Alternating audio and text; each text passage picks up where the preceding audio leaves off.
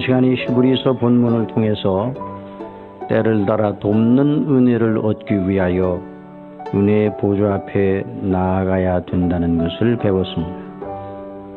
진정 우리의 믿음의 종로를 위해서 하나님의 은혜를 힘입어야 합니다. 하나님의 은혜가 없이 믿음에 있어서 성공한 사람은 한 사람도 없습니다. 또한 믿음에 있어서 은혜 없이 하나님을 위하여 바른 헌신을 한 사람도 없습니다. 우리의 개인의 삶 속에서나 교회나 사회나 공동체 안에서 그 모든 경건의 그리고 섬김의 동력은 바로 하나님의 은혜인 것입니다. 성경이나 교회사에 빛나는 주님의 사람들은 다 한결같이 은혜의 사람들이었습니다. 은혜가 없이는 그런 사람들이 될 수가 없었습니다. 사도 바울이 자신에 대해서 말한 것이 모든 하나님의 사람들에게 해당이 되는 것입니다. 나 된 것은 하나님의 은혜로 된 것이니 내게 주신 그의 은혜가 헛되지 아니하여 내가 모든 사도보다 더 많이 수고하였으나 내가 아니요 오직 나와 함께 하신 하나님의 은혜로라. 그러므로 우리가 긍휼하심을 받고 때를 따라 돕는 은혜를 얻기 위하여 은혜의 보좌 앞에 담대히 나아갈 것이니라. 그러면 우리는 이런 질문을 던질 필요가 있습니다. 은혜의 보좌 앞에 나아간다는 은혜의 보좌 앞에 나아가는 실천 방안은 무엇인가? 오늘 그 문제를 생각해 보기를 원합니다. 오늘 이 두 본문을 읽었는데요. 그 두 본문을 따라서 은혜의 보좌 앞에 나아가는 실제적인 방식이 어떠한 것인가 하는 것을 살펴보기를 원합니다. 첫째로 우리가 알아야 될 것은 은혜의 보좌 앞에 나가서 은혜를 받으려고 하는데 무엇 때문에 그 은혜를 받으려 하는가?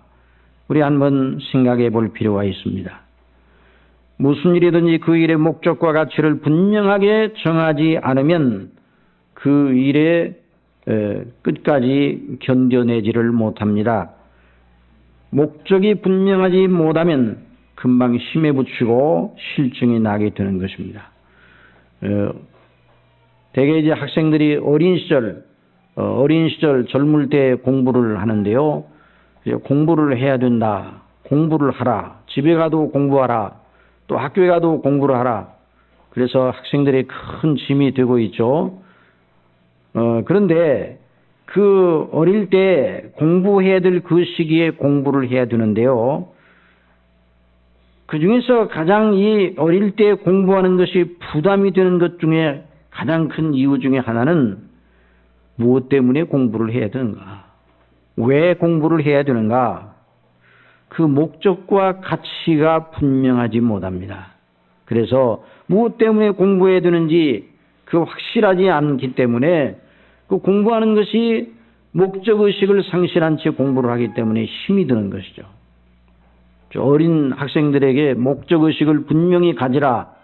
목적의식은 분명히 가지는데 어떤 목적으로 공부해야 되느냐. 그래야 대학까지. 이건 더 힘들게 만드는 거예요, 사람을.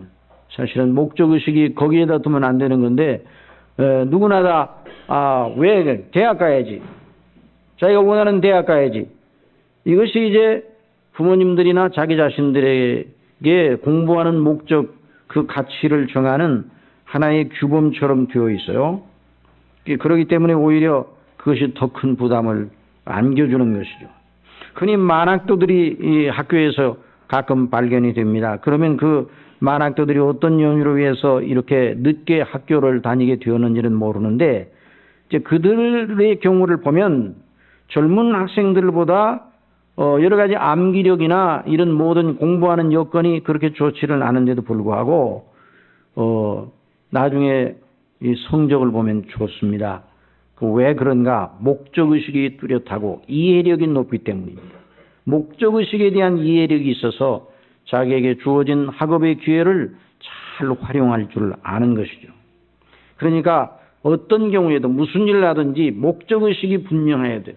은혜를 받는 것도 목적의식이 분명해야 은혜를 바르게 받고 그 은혜의 효력과 가치를 바르게 잘 견지할 수가 있는 겁니다.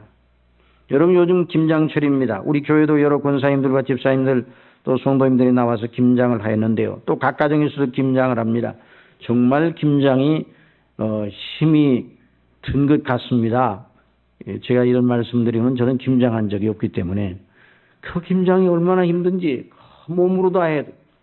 그래서 지난번에 그 김장하는데 다 이제 우리 성도님들이 다 잡수실 그 김장을 하는데 그 교회에서 많이 했습니다. 그런데 이 김장은 기계로 못하는 것인가? 그래서 어느 분에게 어느 권사님이 기계로 못합니까? 그랬더니 이건 기계로 하는 게 아닙니다. 근데 가만히 보니까 기계로 할 것이 없어요.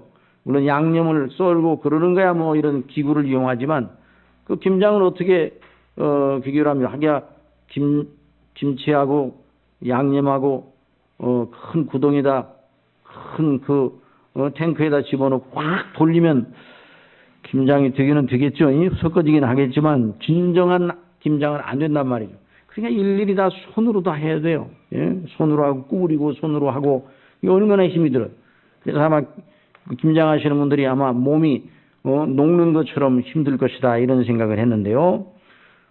그런데 그 김장을 하면서 그래도 김장을 하면서 몸은 힘들지만 마음은 즐겁습니다. 왜 그런가? 그 마음의 영상 속에 이 김장을 하고 나중에 김치를 서로 이제 식탁에다 올려놓고 우리 성도들이 함께 점심때마다 서로 나누고 또 이게 맛있게 먹는 모습을 마음의 영상 속에 그려놓고 김장을 하기 때문에 그렇습니다. 그러니까 힘들어도 힘들 줄 모르고 감당하는 거예요. 그래서 그 동영상이 그 마음 속에 계속 돌아가고 있어요.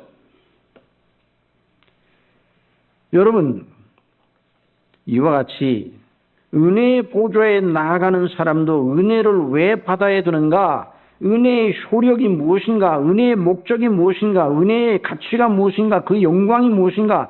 은혜를 받으면 그 결과가 어떤 결과를 맞게 되는가? 이런 거에 대한 그 마음의 비전이 분명해야 되는 것입니다. 그런데 그렇지 못한 경우들이 있습니다.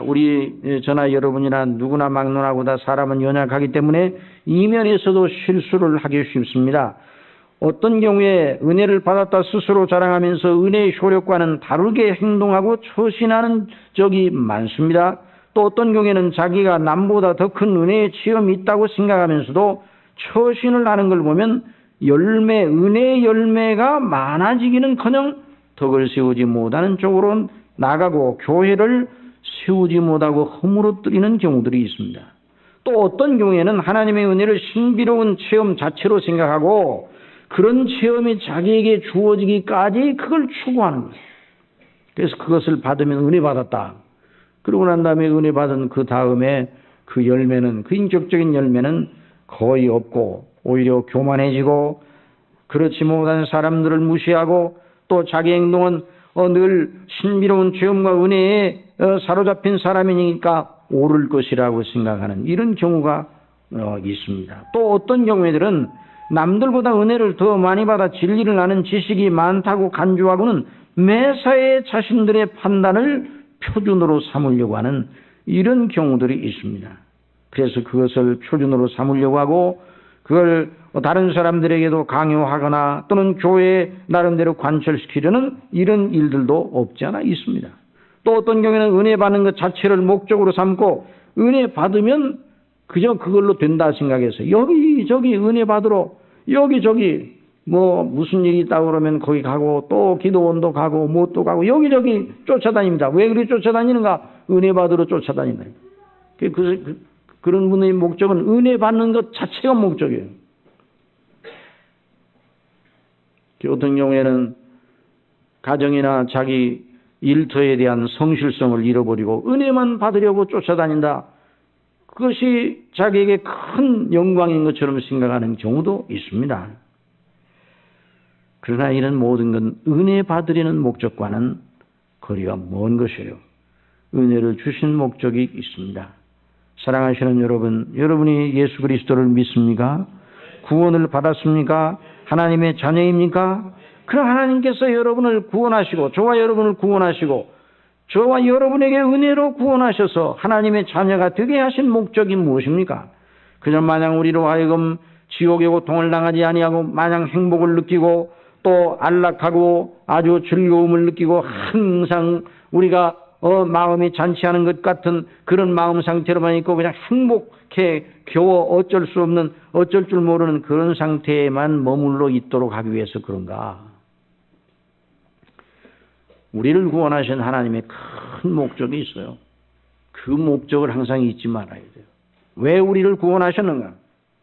그래서 이사야 43장 1절에 보면 야곱아 너를 창조하신 여호와께서 이제 말씀하시느라 이스라엘아 너를 조성하신 자가 이제 말씀하시느니라. 너는 두려워 말라. 내가 너를 구속하였고 내가 너를 지명하여 불렀나니 너는 내 것이라. 왜 이렇게 하셨는가?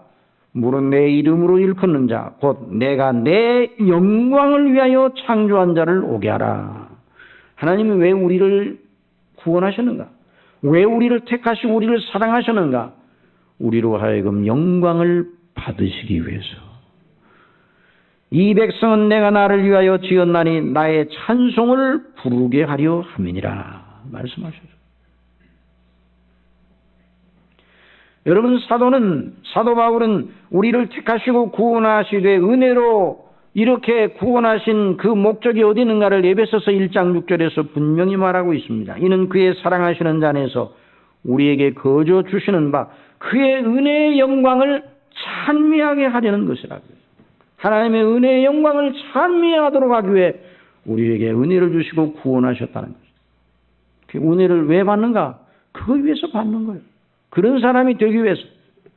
그래서 우리가 이 세상에 살 때의 때를 따라 돕는 은혜를 위하여 하나님의 보좌 앞에 나아가서 늘 은혜를 힘입기를 원해야 되는 것은 오늘 빌립보서 1장 29절 30절에서 분명하게 밝혀주는 것과 같습니다. 그리스도를 위하여 너희에게 은혜를 주신 것은 다만 그를 믿을 뿐 아니라. 왜 은혜를 주셨는가? 그리스도를 바르게 믿도록 하기 위해 은혜를 주셨어요.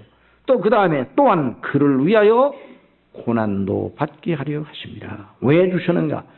그를 위하여 고난도 받게 하려 하십니다. 그를 위하여 헌신토록 하기 위해서 은혜를 주셨다. 너희에게도 같은 싸움이 있으니 너희가 내 안에서 본 바요 이제도 내 안에서 듣는 바니라. 영적 전투를 하기 위하여 주셨다는 것이죠. 그러니까 너희에게 은혜를 주신 것은 그리스도를 믿고 이건 개인적인 구원에 속한 은혜를 주시는 거죠. 그리고 그 은혜를 주시는데 구원받은 사람이 또 은혜를 주시는 목적은 구원만 받는 것 목적이 아니라 하나님의 영적인 전투, 하나님의 나라를 위한 전투를 위하여 영적 싸움을 위하여 영적으로 섬기도록 하기 위하여 사역을 위하여 은혜를 주셨다. 그래서 하나님께서 은혜를 주시는 사람들에게는 정말 그 기대를 하나님이 가지고 계십니다. 하나님 앞에 바르게 서기를 원하고 하나님께 헌신하기를 원하는 겁니다. 그래서 그것이 없다고 그러면 은혜를 주신 목적에 많은 걸음을 주고 아름답게 다 모든 것을 다 꾸며놓고 그래서 그걸 다 아름다운 극상품 포도나무를 심고 또 그 깊이 파고 걸음을 주고 산울로 두르고 이사야에 보면 이스라엘 사람들 향하여 말씀하여 다 해주셨어요. 그래서 내가 내 포도원을 위하여 행한 것 외에 무엇을 더 할 수 있으랴? 더 이상 해줄 수 없을 만큼 아주 여러 가지 모든 조건을 주시고 은혜를 주셨어요. 이스라엘 사람들에게. 그런데 하나님께서 이사야를 통해서 뭐라고 말씀하시는가? 내가 극상품 포도나무를 심었더니 덜 포도를 맺히면 어쩌민고. 그래서 우리 예수님께서 아버지는 농부요 나는 포도나무요 너희는 누구라고 그래서 가지라. 가지의 가치는 어디에 있습니까? 포도나무의 가치는 어디에 있어요? 포도나무의 가치는 포도 열매에 있는 겁니다. 이 세상에서 나무 중에서 가장 못생긴 나무를 들라고 그러면 포도나무일 거예요. 그렇죠? 포도나무는 뭐에다 씁니까? 열매가 없으면.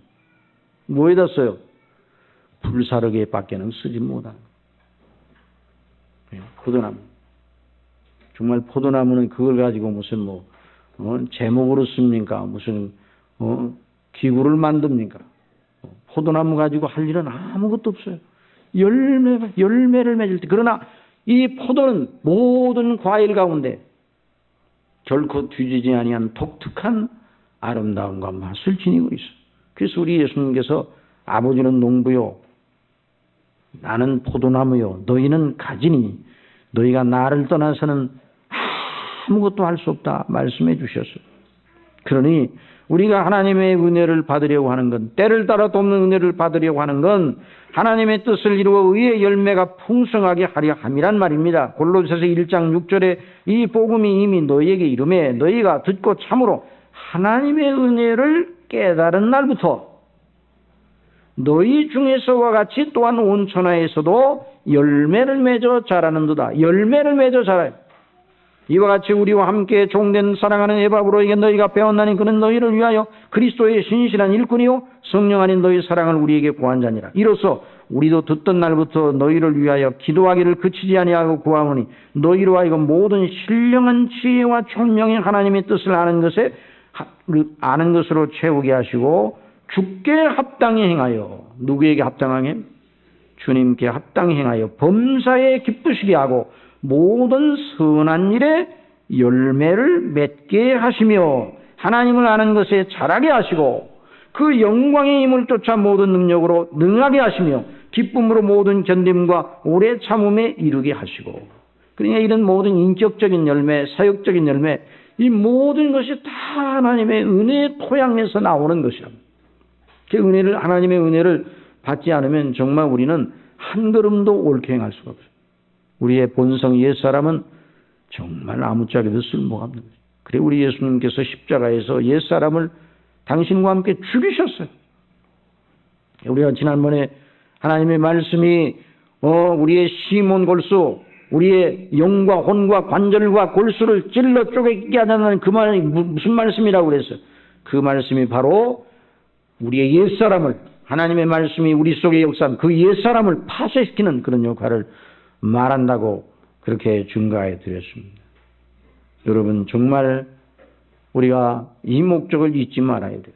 하나님께서 그러므로 하나님의 나라와 당신의 그 하나님의 나라의 교회를, 하나님의 나라와 그 교회를 섬기는 직분자로 섬기게 하시는 분들은 먼저 무엇을 주시는가? 은혜를 주시는 거예요. 여러분 은혜 없이 교회 일꾼이 될 수 있겠습니까? 은혜 없이는 교회 일을 감당할 수가 없어요. 그래서 사도 바울이 그로 말미암아 우리가 은혜와 사도의 직분을 받았다. 은혜와 사도의 직분. 사도 바울이 사도의 직분인데 먼저 은혜를 받았어요. 그리고 사도에게 필요한 직분을 주시되 은혜 가운데 주신 것입니다. 그래서 이브리서 이 본문에서의 하나님의 안식, 하나님께서 그리스도 안에서 베풀어 주신 구원의 안식에 들어간 자들은 옛사람을 버리고 그리스도 안에 새사람답게 서기 위하여 은혜의 보좌 앞에 나아가야 된다. 그렇게 말하겠습니다.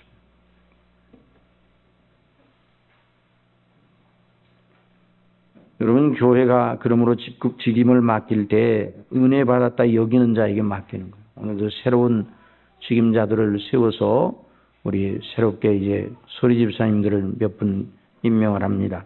당회에서 그 임명할 때는 이분이 은혜를 받았구나 생각할 때 임명하는 거예요.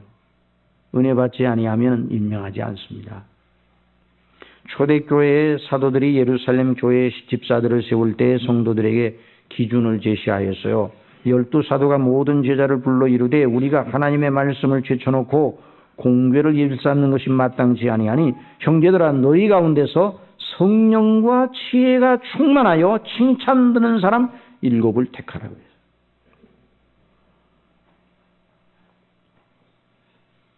성령과 지혜가 충만하여 칭찬 듣는 사람, 은혜 받은 사람, 은혜의 열매가 있는 사람, 그 열매로 은혜가 있음을 증거받은 사람.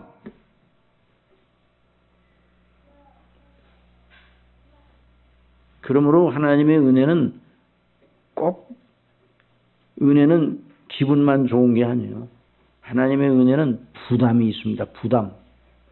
예, 책임이 있어요. 하나님의 은혜는 책임이 있어요. 여러분 일반적인 그 하나님의 역사, 일반적으로 하나님께서 역사하시는 때에도 하나님께서 다른 사람보다 그 사람에게 많은 어떤 좋은 걸 주시면 그 사람이 야, 내가 참 복된 사람이구나. 내가 정말 다른 사람보다 훨씬 더 복을 많이 받았구나. 이렇게만 생각하면 안 되는 거예요.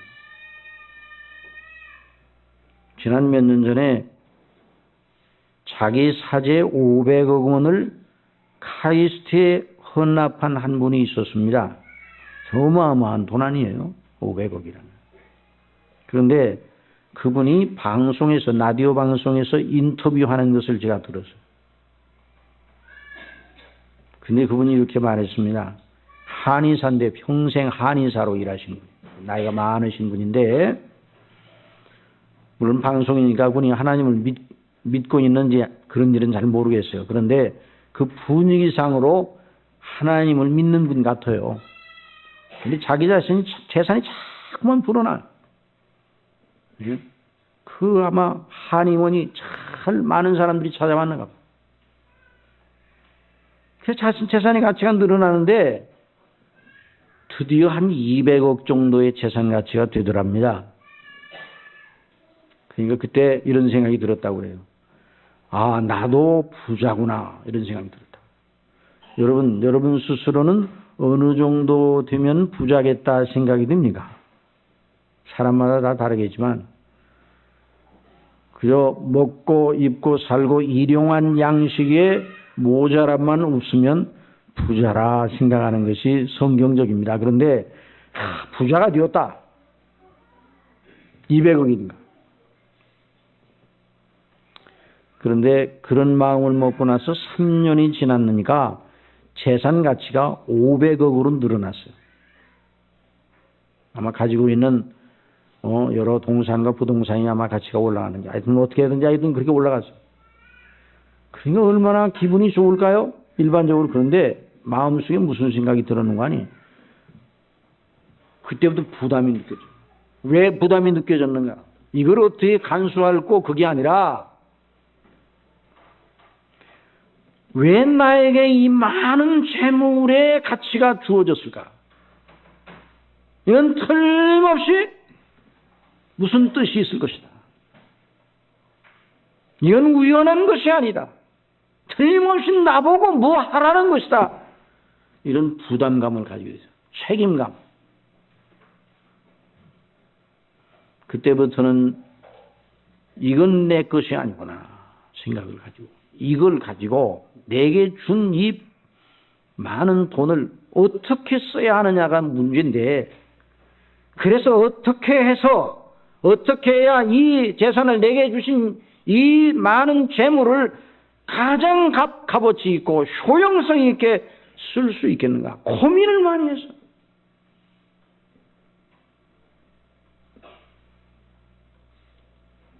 그러다가 나라를 위해서 써야 되겠다는 생각이 들어요. 우리나라 100년 대계를 위해서 조금이라도 보탬이 된다면 좋겠다. 그래서 생각하는 끝에 카이스트에다가 드려야 되겠구나. 국가의 과학이나 이 인재를 양성해서 앞으로 이 국가가 과학 강국이 되어야 강국이 되는데, 그래서 카이스트에다 헌납을 했습니다. 그 인터뷰하는 방송 아나운서가 말합니다.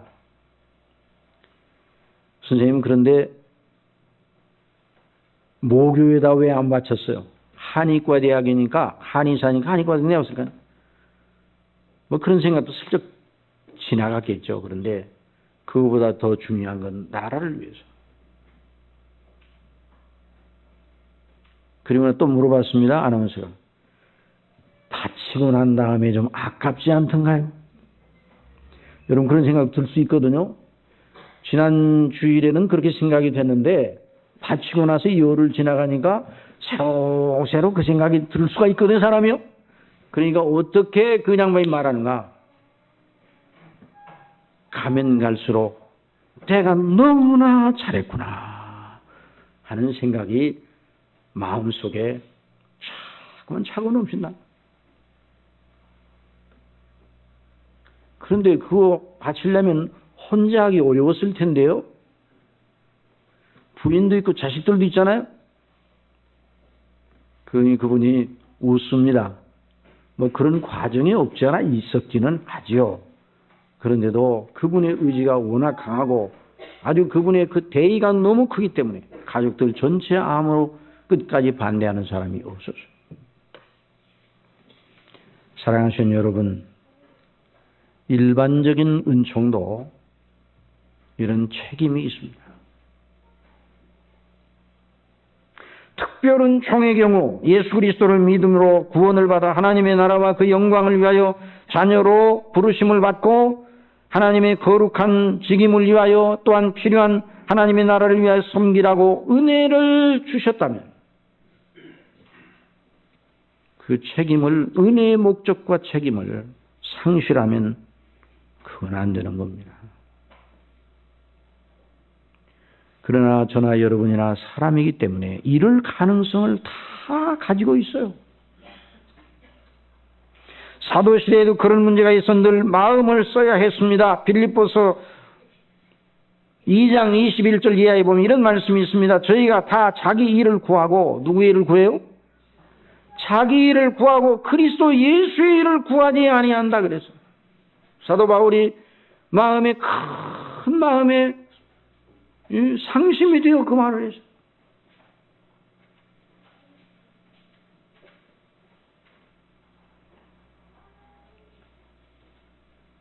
반면에 디모데의 연단을 너희가 안 하니 자식이 아비에게 함같이 나와 함께 복음을 위하여 수고하느냐. 그러나 디모데는 하나님이 주신 은혜를 받은 날부터 사도 바울과 함께 복음 사역을 위하여 자신을 드리는데 아비가 자식이 아비에게 함같이 나와 함께 복음을 위하여 수고하느냐.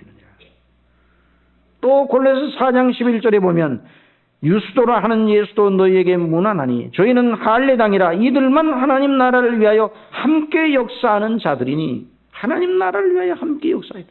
정말 은혜를 받고 은혜의 목적을 따라서 자기를 헌신한 사람들. 이런 사람들이 나의 위로가 되었느니라. 여러분, 목회자에게 가장 큰 힘이 될 때가 언제인 줄 아십니까? 하나님의 은혜 가운데 우리 성도들이 견고히 서는 모습을 볼 때 하나님의 말씀이 믿어져요. 하나님의 말씀이 내 마음을 주장하고 있어요. 라는 그런 말을 들을 때, 그리고 은혜를 받을 거 생각하고 하나님의 나라와 영광을 위해 힘에 부치게 헌신하는 사람을 만날 때 힘이 100배나 나는 거예요. 그러나 언제나 힘이 쭉 빠지는가? 하나님의 은혜와 복을 받은 것이 분명한데 하나님의 나라와 영광을 위해 필요하여 요구하는 게 분명한데도 불구하고 인색하게 굴고 조금도 힘을 들이지 않으려고 할 때 힘이 쭉 빠지는 것이죠. 하나님께서 섭섭하실 것을 목회자도 그러니 하나님은 얼마나 섭섭하시겠어요. 여러분, 오늘 우리가 다 일꾼들입니다. 우리 하나님의 교회를 섬기는 우리 모든 지체들이요, 하나님의 교회를 섬기기 위하여 부르심을 받았다는 건 이미 구원받은 은혜를 받았을 뿐만 아니라 하나님 아버지께서 주시는 놀라운 은혜 속에서 하나님이 우리를 충성되이 여겨 내게 직분을 맡기셨다고 사도 바울이 말한 것처럼 우리 그런 기대를 하나님께서 우리에 대해서 가지고 계시는 거예요. 특별히 기름 부음을 받아 수용을 받은 임직받은 교회 일꾼들은 더더욱 그래야 될 것입니다. 그 자리를 알지 못하고 그걸 모르고 은혜 감사에 헌신하고픈 평신도보다 못한 사고에 빠져 있다면 그건 가장 불쌍한 사나운 모습입니다. 그러므로 다른 분들은 몰라도, 다른 분들 다 그래야 돼요. 다른 몰라도 교회 기름 부음 받은 주의 일꾼들을 여러 성도님들이 위해 기도해 드려야 되고 알아줘야 되고 그들의 헌신을 알아줘야 되고, 그 기름 부음을 받은 사람들은 교회가 무슨 일을 하자 할 때 다른 사람은 몰라도 그 사람들은 거기 있어야 돼요.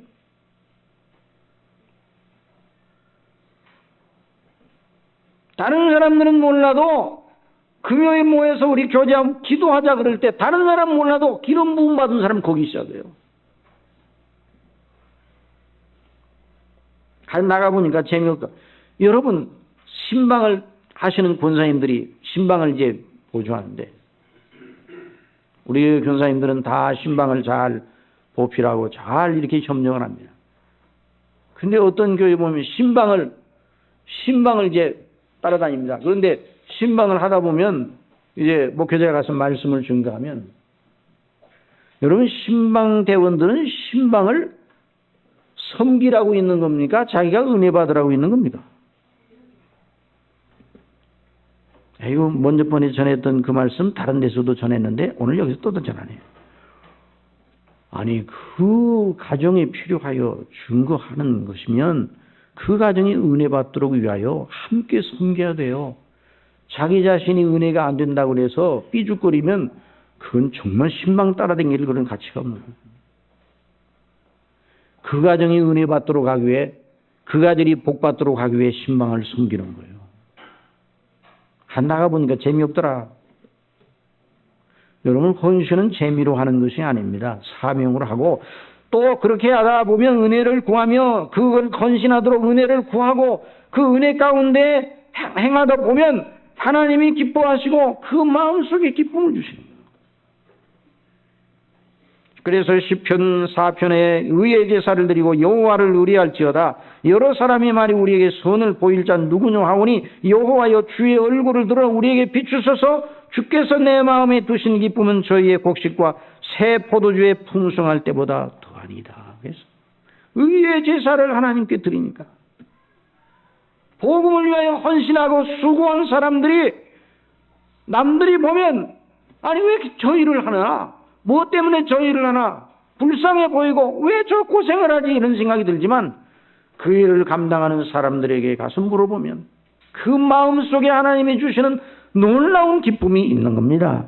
그래서 헌신이 나오는 거예요. 선교사로 헌신하는 분들은 선교사 그뿐만이 아니라 선교사 가정들이 얼마나 그 선교사님들 따라 다니려고 하면 얼마나 힘들겠어요. 그럼 뭐하러 그 선교사로 나가요?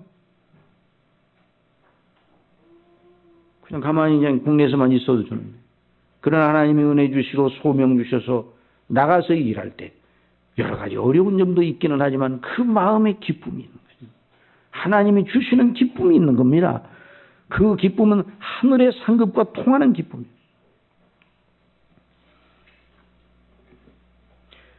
여러분 예를 들어서 나라에서 그 군인을 대우하고 그 군인에게 필요한 모든 걸 다 주고 또 계급장을 달아주고 그랬는데 그것을 가지고 평소에 위세만 부리다가 전쟁이 났는데 아이고 전쟁이 나 죽겠다 생각하고 도망친다면 그 군인은 뭐겠어요? 그 군인은 정말 쓸모가 없는 군인이에요.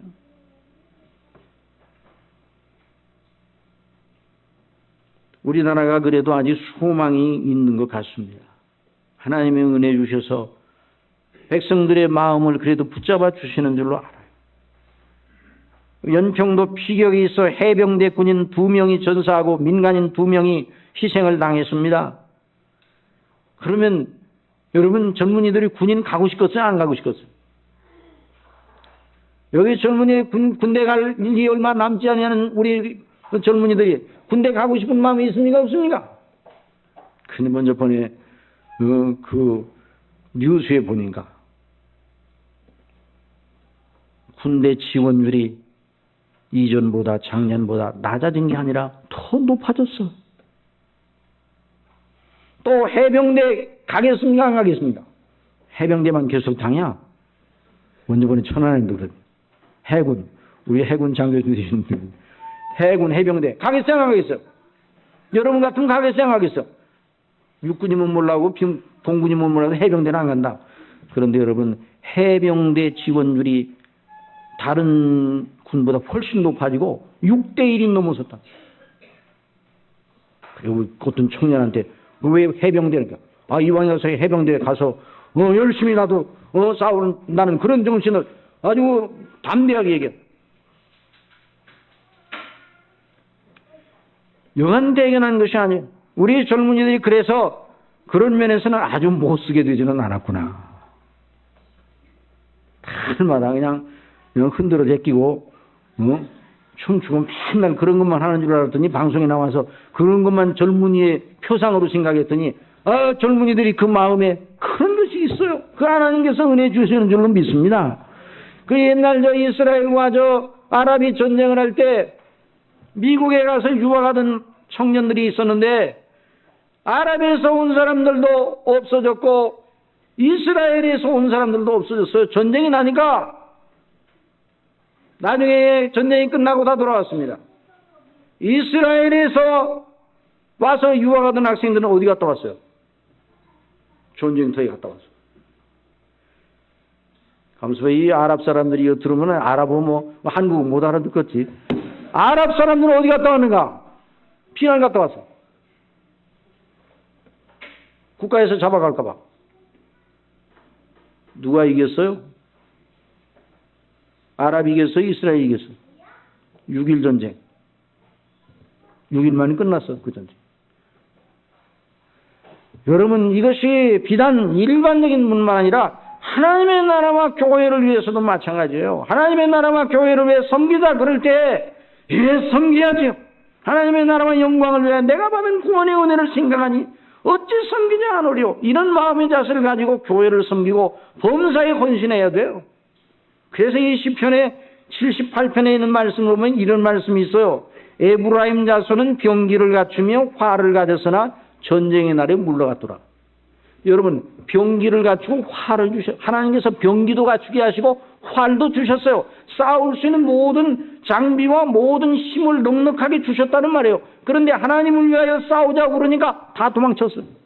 에브라임에 대하여 하나님이 섭섭한 마음을 가지시고 전쟁의 날에 물러갔도다. 에브라임 자손. 그 나중에 에브라임 자손 이스라엘 나라가 먼저 망합니다. 나중에 이스라엘 나라가 없어져요. 유다 지파의 유다 나라 위에는 없어져요.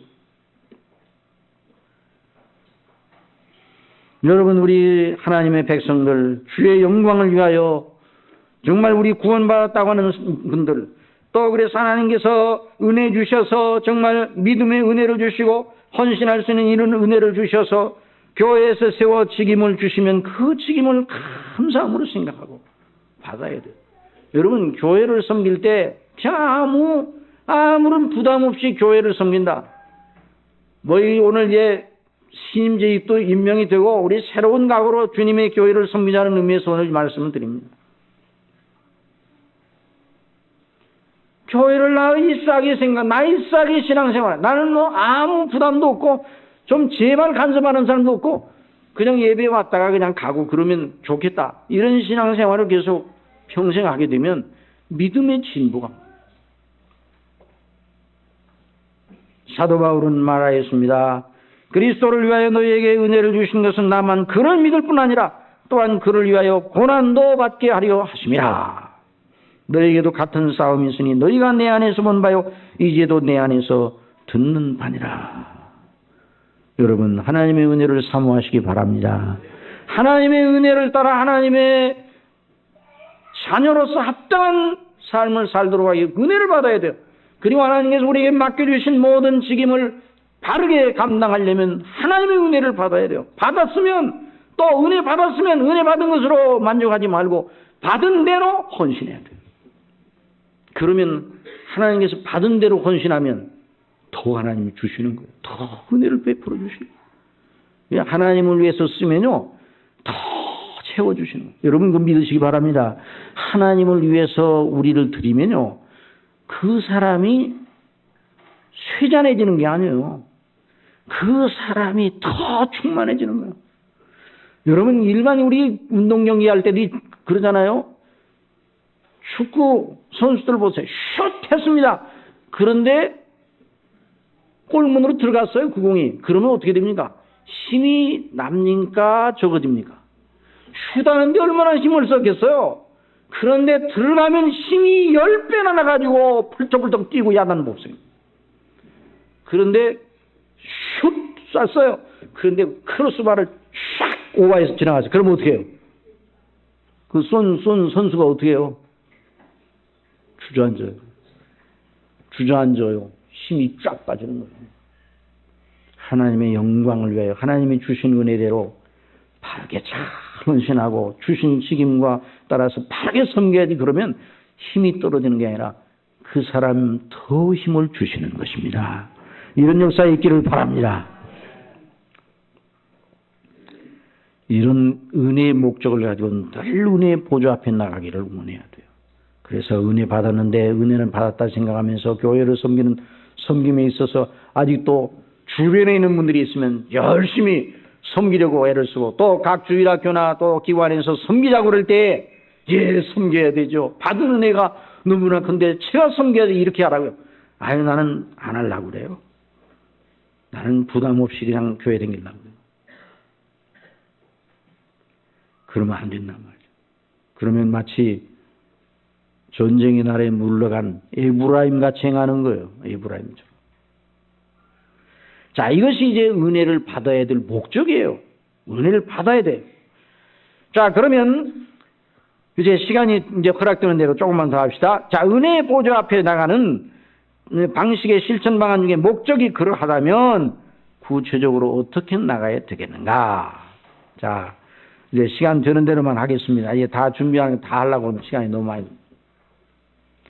먼저 우리가 알아야 될 건 은혜의 보좌 앞에 나간다.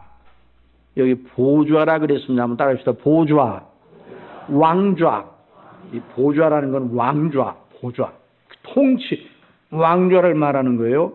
은혜의 보좌라는 건 왕의 권위와 왕 되신 주제, 천지의 주제 되신 하나님의 권위와 영광과 능력과 존귀를 낮춘 개념이 아니에요. 은혜의 보좌라고 그럴 때 심판 보좌보다 낮은 그 개념이 아니에요. 무슨 통치 보좌보다 낮은 개념이 아니라 은혜의 보좌라고 하면 여전히 그 보좌는 하나님의 지존하신 하나님의 보좌예요. 절대로 약화된 보좌가 아니에요. 그런데 오늘날 우리가 흔히 생각하기를 하나님의 은혜라 그러면 하나님의 진노 그러면 무섭게 생각하고 하나님의 은혜 그러면 낮아진 것처럼 생각한단 말이에요. 그런 게 아니에요. 은혜의 보좌에 나간다는 건 만유의 주제 되신 하나님을 쉽게 봐도 된다는 것이 아닙니다. 여러분, 나라에서도 사면권, 사형 판결을 받은 사람에게 국가에서 사면을 내릴 때 그 사면을 누가 내립니까? 대법원장이 합니까? 학생들 하면 대답해봐. 학생들 배웠죠? 그 사면을 누가 합니까? 국회의장이 합니까? 학생들 대답해봐. 누가 해요? 웃기만 하네. 누가 해요? 가장 최고 통치권자가 하는 거예요. 그 사면은, 특별 사면은 마찬가지로 우리에게 은혜를 베푸시는 하나님은 여전히 지존하시는 하나님. 그러므로 은혜의 보좌 앞에 나간다는 건 하나님의 왕적인 권위와 지으신 만물에 대한 통치권과 처결권과 심판권이 오직 당신에게만 있습니다. 우리 전체가 다 하나님 앞에 있습니다. 그래서 우리 전체의 상황 전부를 하나님 앞에 가져다 놓고 그 하나님 앞에 부복하여 꿇어 엎드려 은혜를 받는다는 개념인 것이에요.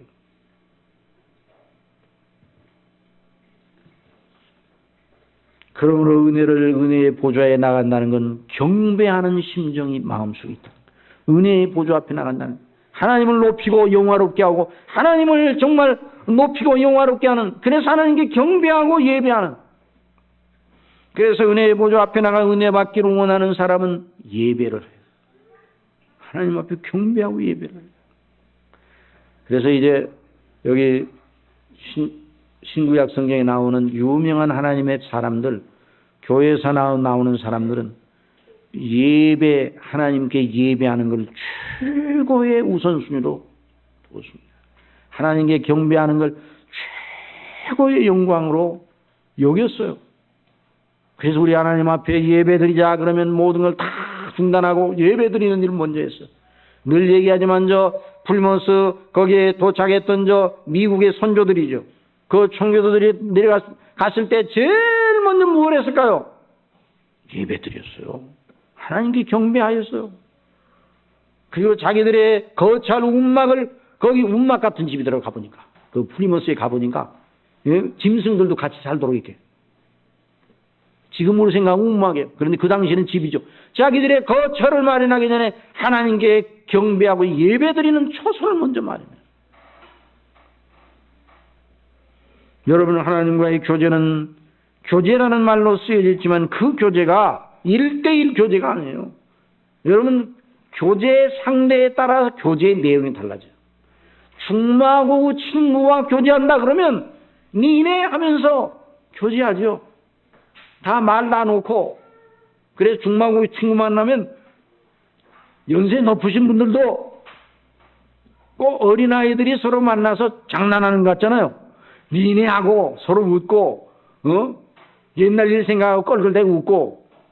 그러나 그 교제가, 교제의 대상이 예를 들어서 은사님이다, 선생님이다, 그러면 달라지는 거예요. 중학교 때 선생님이다 그러면 중학생으로 돌아가. 마음이 아무리 나이가 많이 먹었더라도. 그래야 마땅한 것이죠.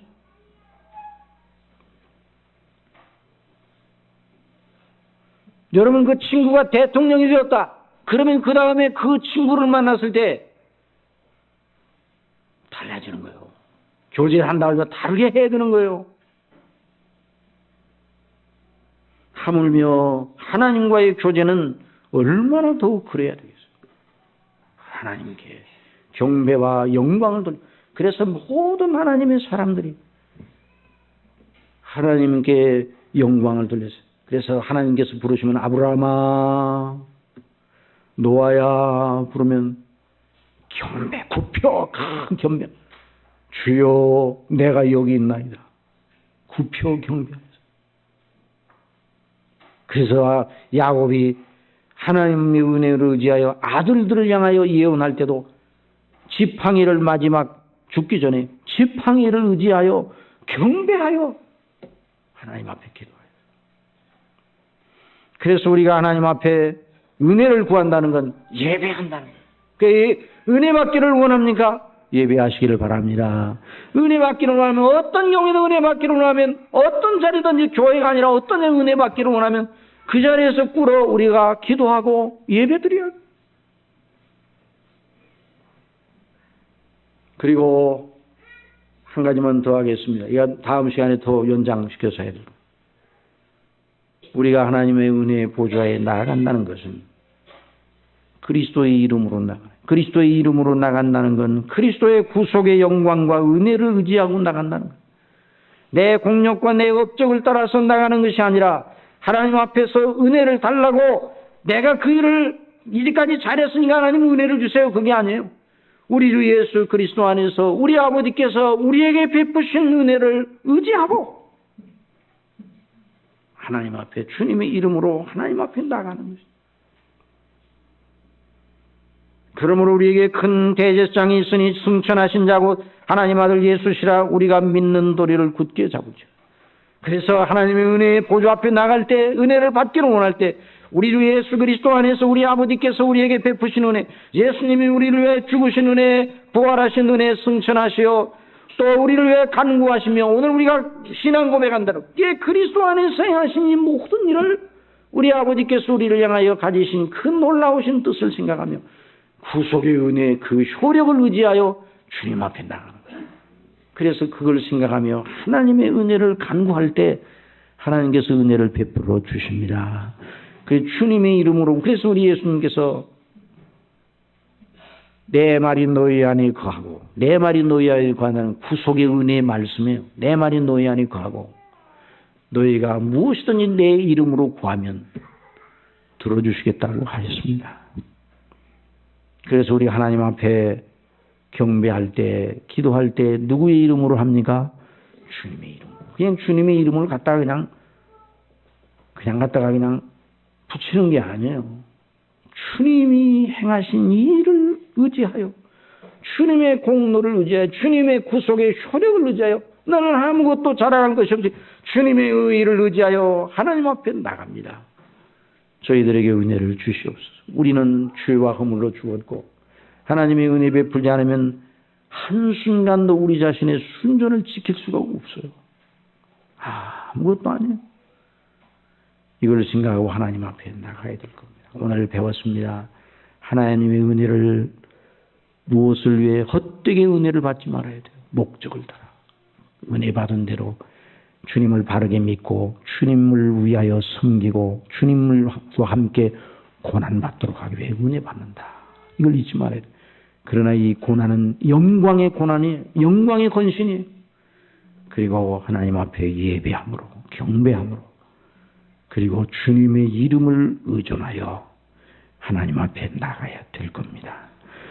저와 여러분이 어떤 경우 어떤 필요한 때 하나님의 은혜를 구하기 위해 하나님 앞에 담대히 나갈 때 이 요점을 마음속에 두고서 하나님 앞에 경건함으로 나갈 때 우리 아버지께서 반드시 은혜를 베풀어 주십니다. 기도하겠습니다.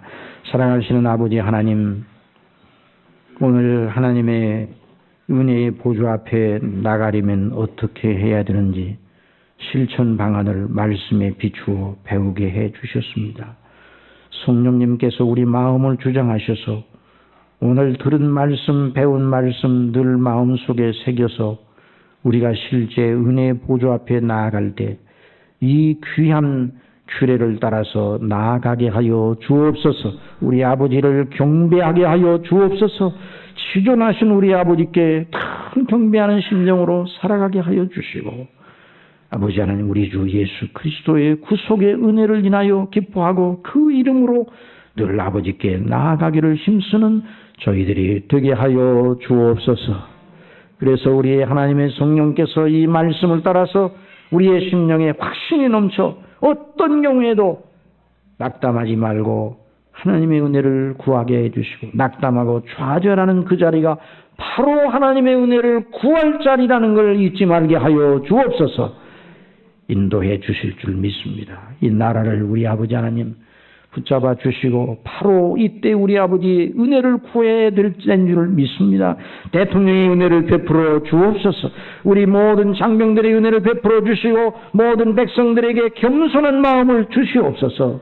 하나님을 우러르는 마음을 주시고 저 고생하는 우리 북에 있는 동포들 성도들의 기도를 들어 응답하여 주옵소서. 통일을 주시옵소서. 주시되 하나님의 이름을 높이는 통일이 되게 하여 주옵소서. 예수님의 이름으로 기도하옵나이다. 아멘.